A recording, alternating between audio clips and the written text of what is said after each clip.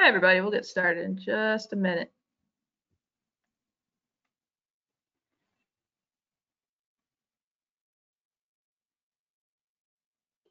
That lunch looks yummy.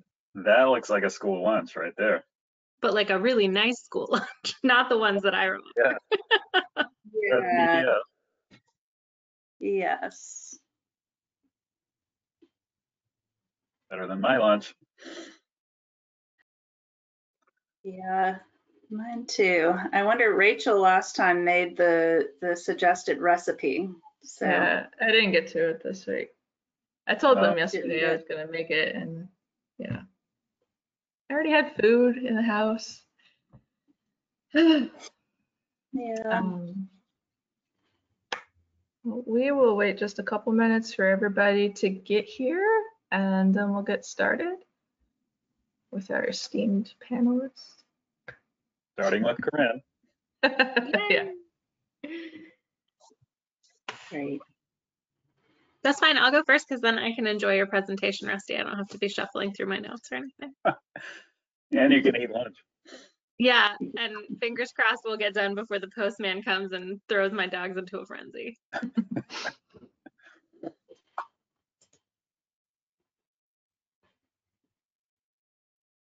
I'm excited about the recipe for next week. It's a squash lasagna, butternut squash lasagna. Ooh.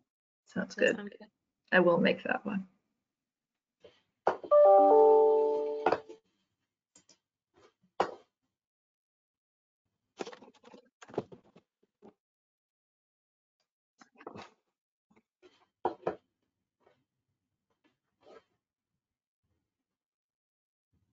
Moving my screens closer together so that I can look at the camera but also see which slide I'm on.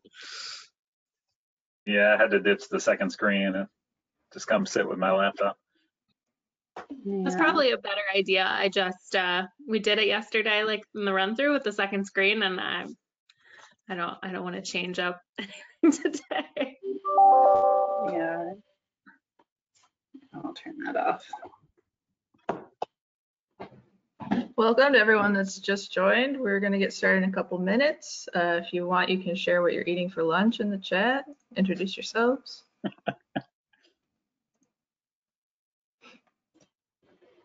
I'm having meatball soup.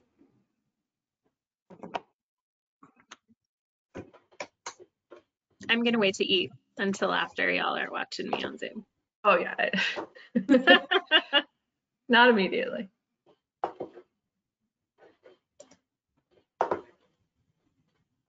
I'm gonna have to forage the fridge, whatever's in there.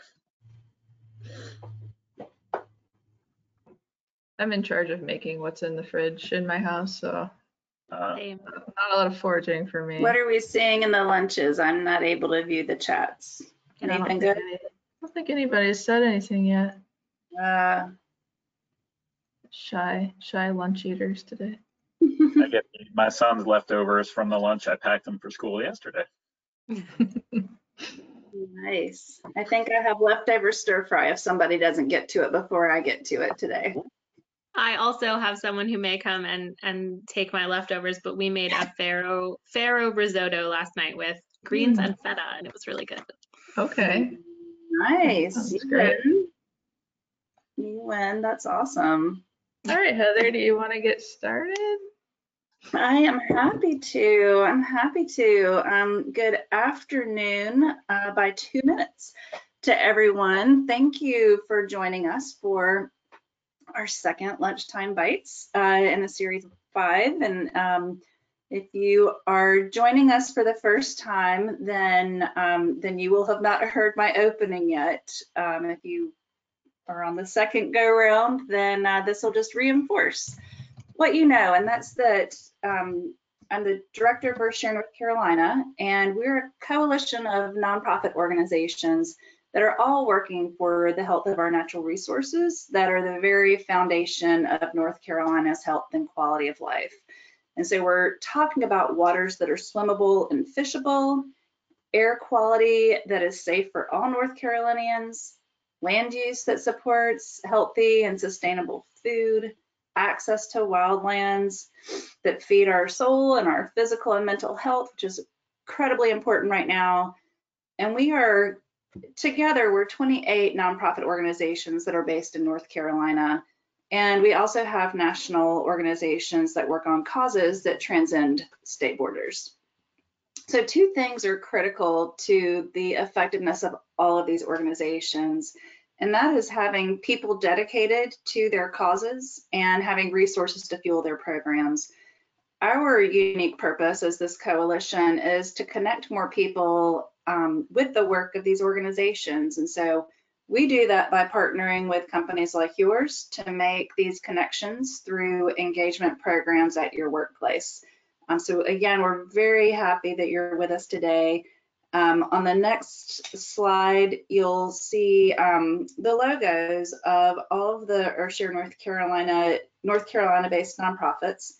And you may see some that you have volunteered with, some that you've donated to, some that you've learned about already. And we're hopeful that today you will see, after today, you will be familiar with more of them.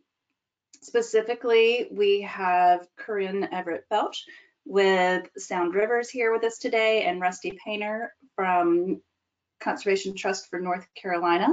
And I will hand it over to you two to share the work of your organizations. Thank you both for being here. Thank you. Yeah, show screen of monitor 2. All right, let's see. Is someone confirm my screen is being shared correctly? Yep. Okay. Does it look like a regular PowerPoint? It does. Oh, great. Okay. Well, thank you for confirming that for me and giving me some peace of mind. My name is Corinne Everett-Belch. I'm the Director of Development here at Sound Rivers. A lot of times our presentations on the state of the rivers and what Sound Rivers does are done by the Riverkeepers, but we have been doing so many wonderful engagement opportunities that everyone was busy. So you have me. So if you have questions, I'm going to try to get through this quite quickly because it's quite dense. And if you have questions, I will do my best to answer. And if I can't, I will get your question answered by a Riverkeeper at a later date and get back to you. So Sound Rivers, as you can see, our tagline is protecting the Tar, Pamlico, and Neuse Rivers. We have, we're about to celebrate our 40th anniversary in 2021.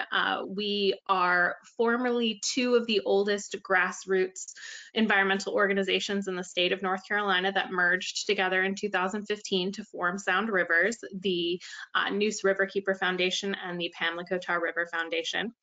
Our goals are fishable, swimmable, drinkable waters for all. And we do that through a variety of programs. We have, I'm not going to read all of these slides, just again, trying to make sure that you can get all the information.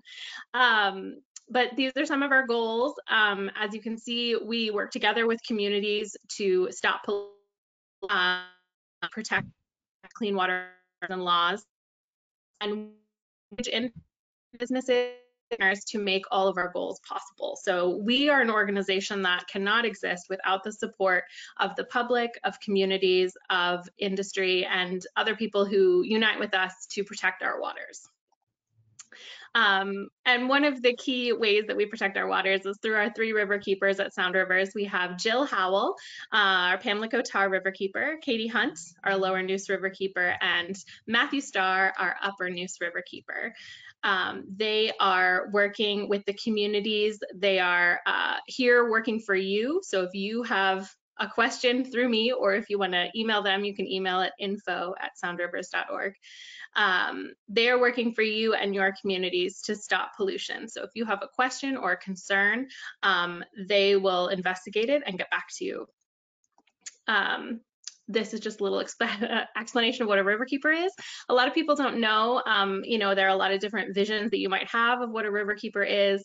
I originally thought it was someone who kept the river, perhaps at a gate. However, riverkeeper is many different things, from investigator to scientist to educator to lobbyist to advocate to public spokesperson. So they're wearing many, many hats every day to protect our rivers. This, as you can see, is our region that we cover. With the merger in 2015, we now cover 23% of North Carolina's land mass. We have 8 staff members, including our 3 riverkeepers, and it's a big job, but because we have such fantastic community support, we feel that you know, we're making a difference and moving the needle for clean water in North Carolina.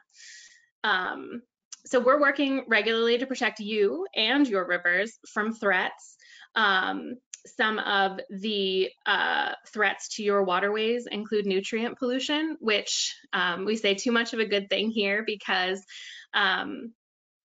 nutrients are what you would put on your lawn or your garden to make them grow, fertilizer. But if you get too much nutrient pollution in the water, you get things like algal blooms, which cause fish kills and can cause other problems in the water. Erosion and sedimentation can block water flow and cause flooding. We have sewer spills, which I think speak for themselves. And all of these things can cause an overgrowth of bacteria in your waterways. One of the biggest threats to your water is stormwater runoff. That's a frequent question that I get. Stormwater runoff is something that runs off of a road or a roof or a parking lot and directly into your waterways, carrying with it pollution and runoff. So think about the rain that comes off your roof during a really hard thunderstorm. Typically, it's going to go into a sewer pipe and then go into your waterways. A lot of people think that stormwater runoff, like that goes into a sewer grate in your neighborhood, it goes to a water treatment plant, but that is not the case. It goes into your water. So also, I'm going to try to go in here and tell you about some of the good things too. For instance, Sound Rivers has a campus stormwater initiative that's helping to sort of reverse some of that stormwater pollution. We are currently working with 24 community college and K through 12 school campuses, and we're working to make sure that their schools have stormwater mitigation plans, and then we're actually grant funded to implement those stormwater mitigation plans. So for instance, shown here is a rain garden. Stormwater runoff is filtered through that garden and sinks into the ground and then has time to filter before it goes into your waterways. So through this program, we're trying to limit the stormwater pollution that goes into the Neuse and Tar-Pamlico rivers, as well as giving school campuses outdoor classroom opportunities for environmental education. So here's some fantastic photos of recent installations. We have a giant 5,000, I believe that's a 5,000 gallon cistern at West Craven High School that will take all of that runoff from their enormous roof and hold it in this tank, and then they'll use it to water their fields and lawns and gardens.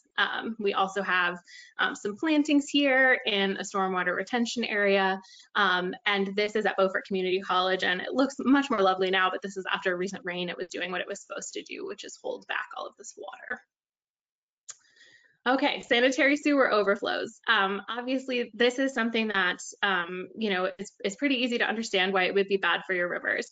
It's a statewide issue, and our riverkeepers are working diligently to hopefully change the notification process so that you can be notified immediately if there's a sanitary sewer overflow that is affecting your waterways. And particularly, there's a problem in Havelock that your riverkeeper, your Lower Neuse riverkeeper, Katie Hunt, is currently working on. Concentrated animal feeding operations. My photo went away, not sure why, but I'll go back quickly. Oh, no, didn't. Hold on. We're now at the end of my slideshow. Hold on. Alrighty. The arrow keys. Back there. Yeah, the arrow went backwards. Okay. I think resume slide. Okay. Hold on one second. No worries.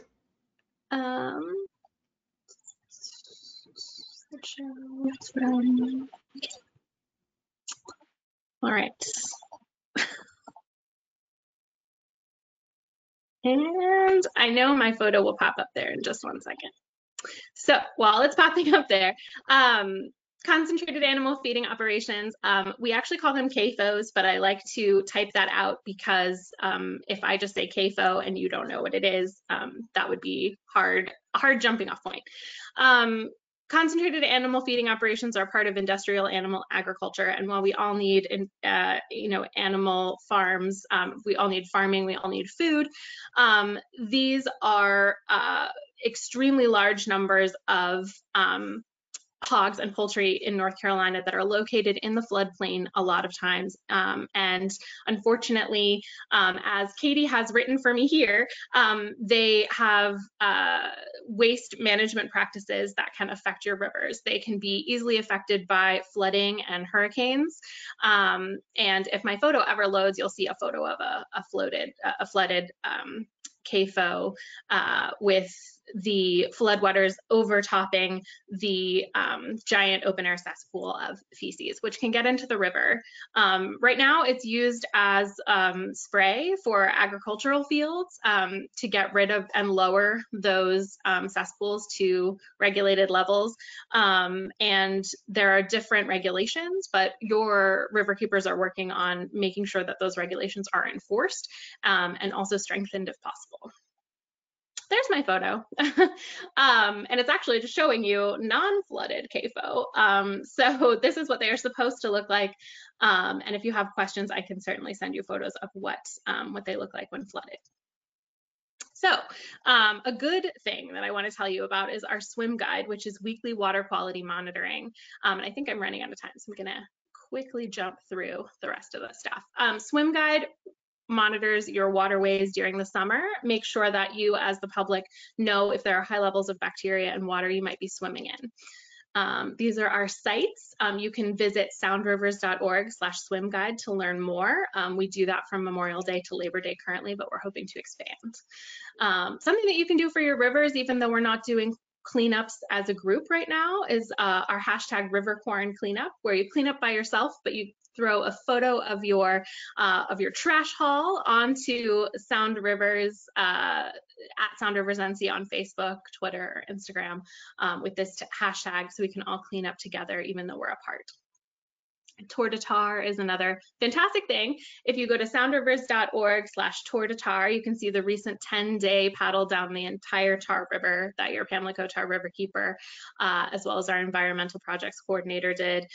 They highlighted a lot of issues, threats to your river, what you can do, and the beauty of the river as well. And one of our recent victories was the cancellation of the Atlantic Coast Pipeline that was announced earlier this year, because that would have brought a lot of different issues to specifically the Tar River. So that's a lot of what they talked about on Tour de Tar. So all their video updates are at soundrivers.org/tour de tar. Tell me about it Tuesdays. I'm happy to send out more information, but we have a monthly Zoom call with our Riverkeepers, as well as our fantastic scientific experts in various fields. The next one coming up is November 10th with regenerative agriculture. Water Trail, fantastic. You can learn more about it at soundrivers.org/tour de tar. We have wonderful ways for you to access the water on the Tar Pamlico River. All right, so that's my presentation that I sped through those last few minutes. For more information, you can visit soundrivers.org. You can also always email us at info@soundrivers.org. So thanks so much. And I put Corinne's email. Maybe she doesn't want you to email her directly, but I put her email. No, I do. It's hard to spell my name sometimes, so I always say info. It's really easy for people. Awesome. And the website in the chat if anyone wants to grab it and ask questions through there. So we're gonna transition to Thank you, Corinne. Thank you for sharing everything and for being as fast as you could be. Of We're going to transition to Rusty, and I'm going to give you the presenting. Rusty Painter is the Land Protection Director at Conservation Trust for North Carolina, and he's going to take it away.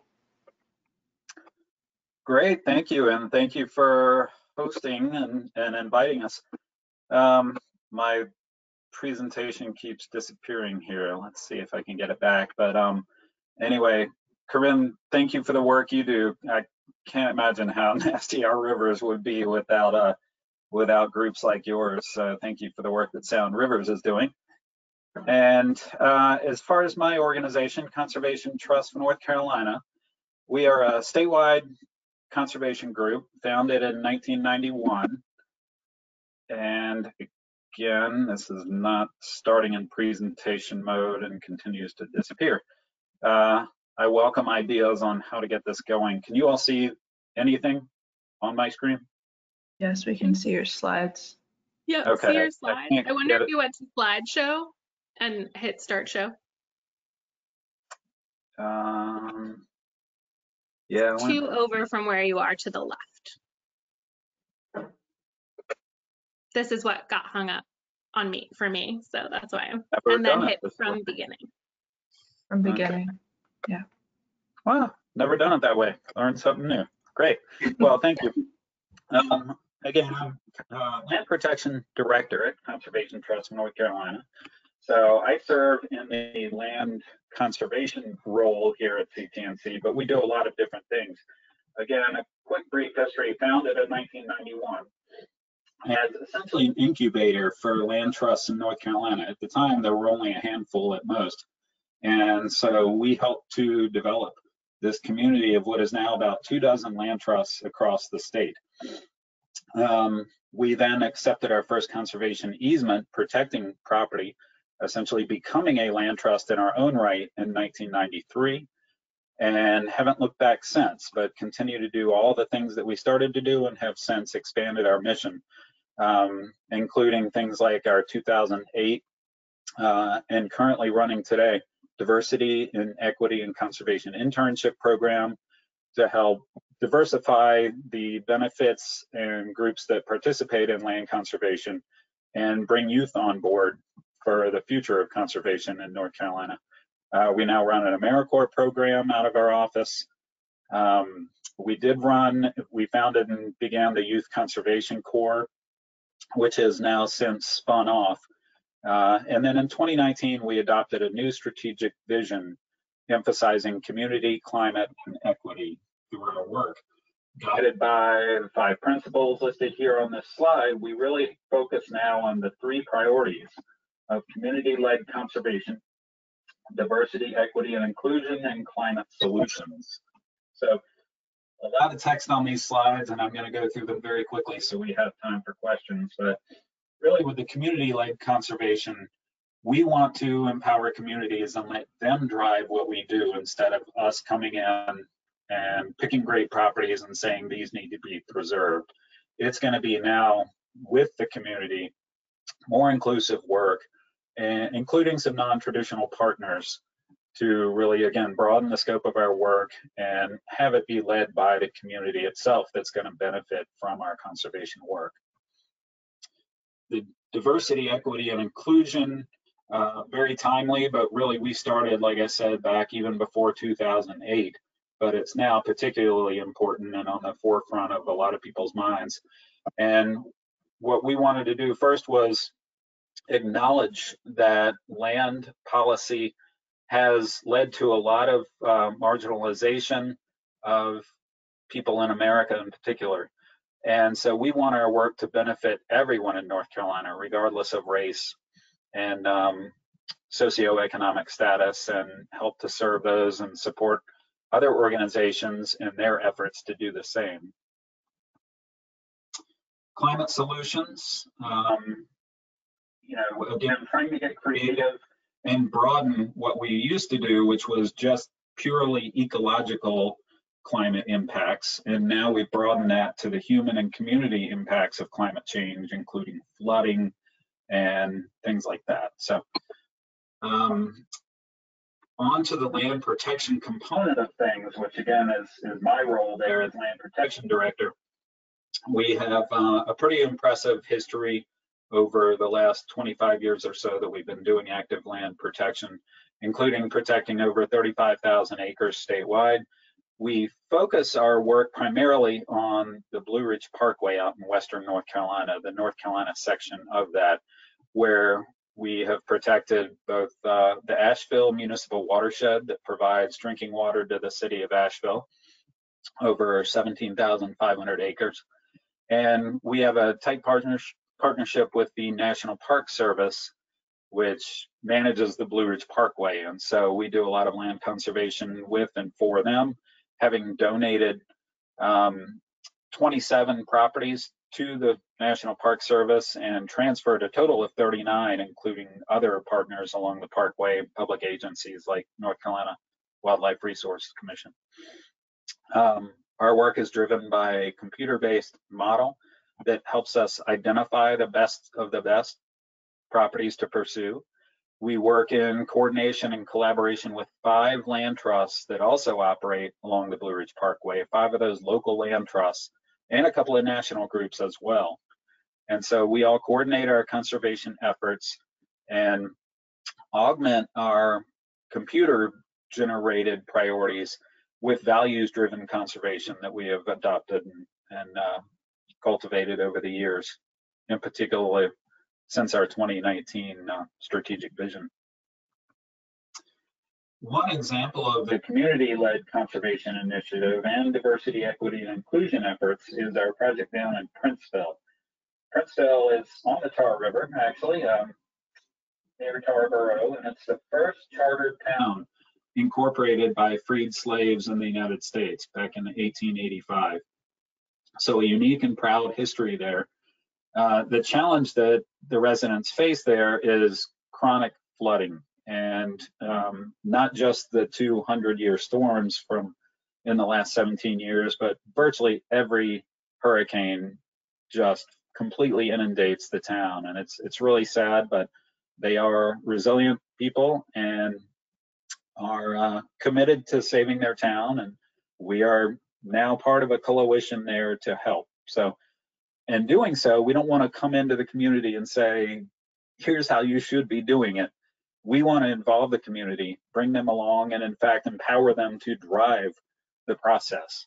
And a multifaceted process it will be. So involving a lot of green infrastructure, redevelopment of certain sites, restoration of natural floodplains to help absorb some of those floodwaters, and even to some extent relocating some of the development and infrastructure to higher ground.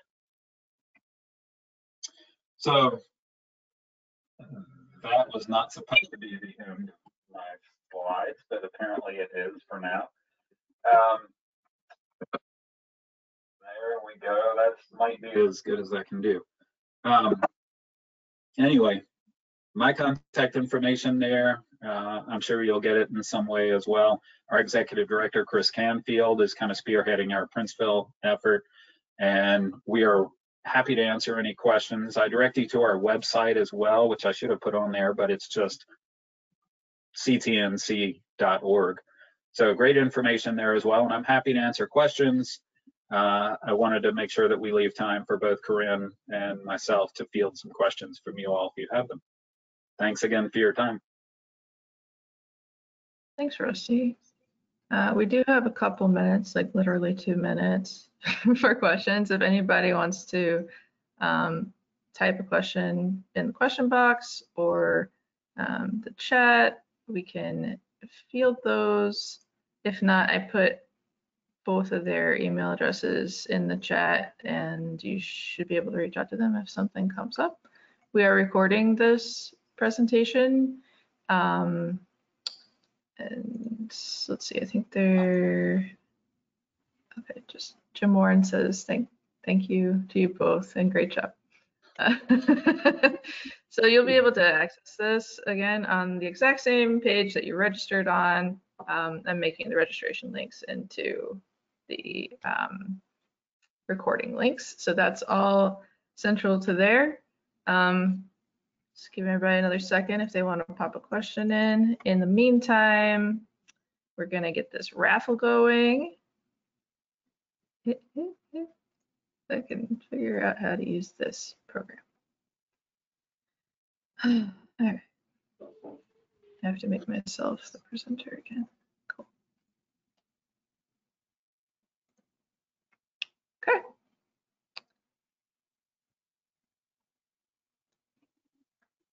You know, it's always the technology. Okay, so raffle time. Very excited about this. I think you can see me as a tiny person at the top of your screen.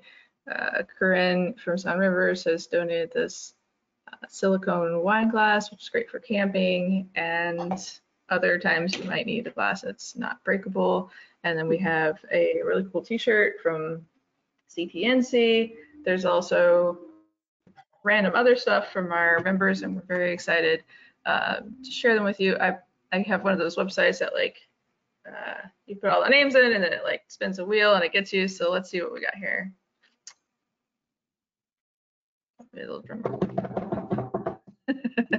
Okay, Jenny Clay is the winner. Congratulations, Jenny. We'll get this out to you. Just send me an email with your email, your address, and then I'll mail these awesome things to you. Heather, do you want to wrap us up? I sure will. And while I'm wrapping us up, if you'll go ahead and put the link to the video in the chat.